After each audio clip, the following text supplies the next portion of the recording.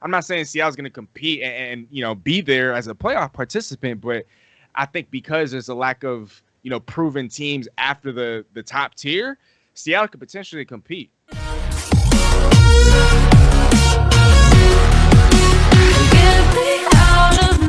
I know you've looked at this probably 1,000 times by now and probably have changed your mind on, how up and down that this year is probably going to be, or either it's going to be pretty straightforward. But what's your ceiling and your floor for this year? And what do you think is a good record for Seattle at the end of the day? I think a reasonable ceiling is definitely barely above 500, 9-8, or just a game under 500, 8-9.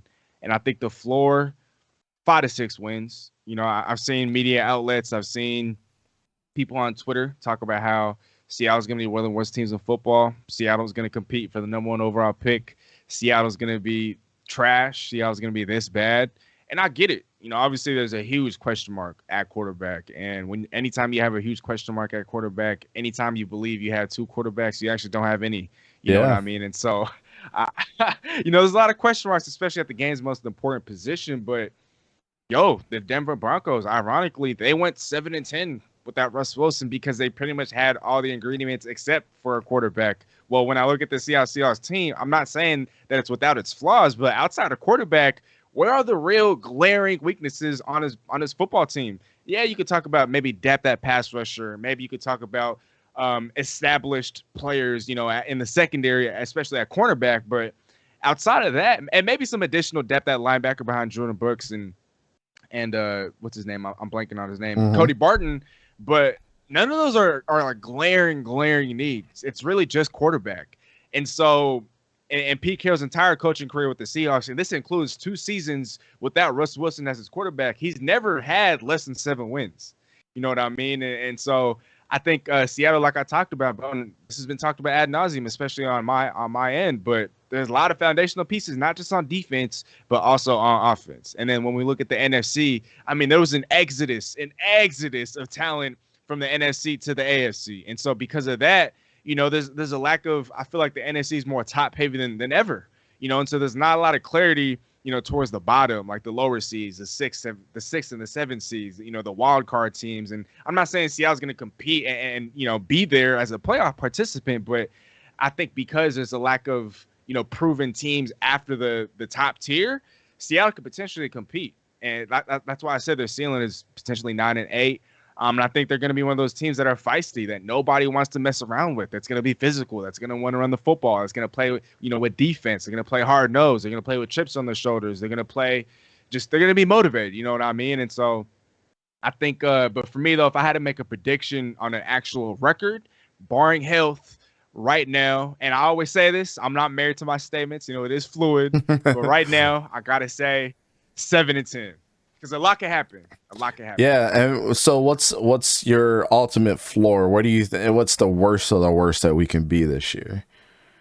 So the worst. I think the worst of the worst is. I agree with you.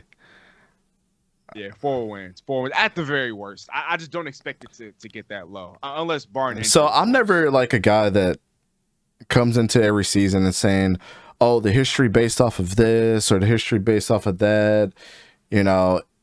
Influences this season at all, because I've seen it as a Jaguars fan.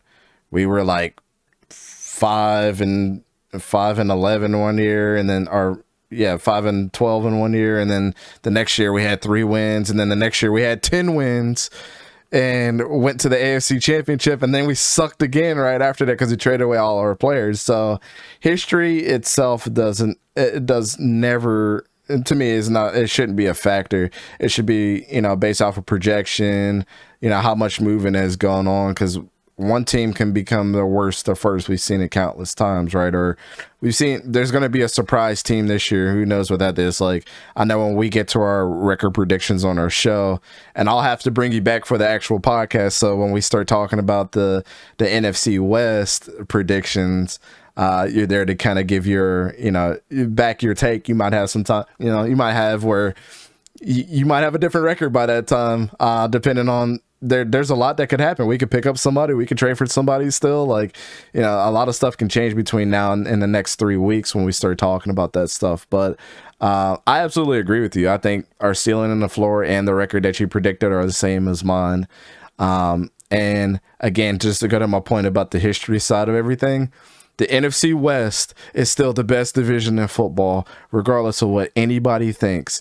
In the last 10 years, we've had multiple teams go to the Super Bowl, multiple NFC champions. I mean, and there's always a team, if not two of us, in the playoffs every single year. In the last 10 years, you cannot say that about any other division in football. And until that time, Seattle, the Cardinals, the Rams, and the 49ers are still the kings. They're sitting on the hill by themselves right now as far as the division goes. And I think, you know, everybody else is still trying to catch up, but we're the most competitive and we're the best division right now. I think you can. I don't think you can even make an argument for anybody else.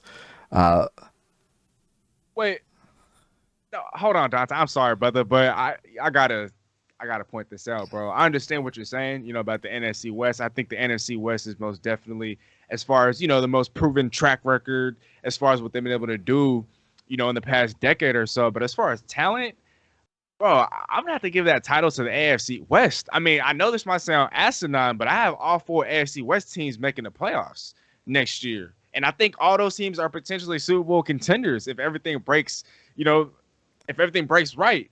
And I don't know, but it's really not close, though. I think it's the AFC West and then it's everybody else. But as far as proven track record, then you could put the NFC West, you know, atop that list. But as far as like talent, I definitely agree with you there. If I had to say talent-wise, AFC West, and it's not even close with anybody else because there's question marks everywhere else.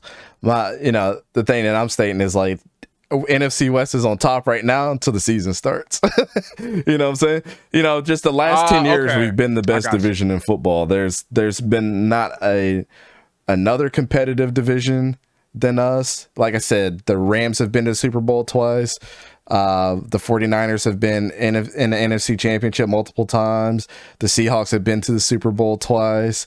The Cardinals have had pretty good teams. Like, our division has been the kings for a very, very long time. So, and I say 10 years because that's in 2012. That's when me and my wife started dating. And that's when the Seattle Seahawks went to the Super Bowl.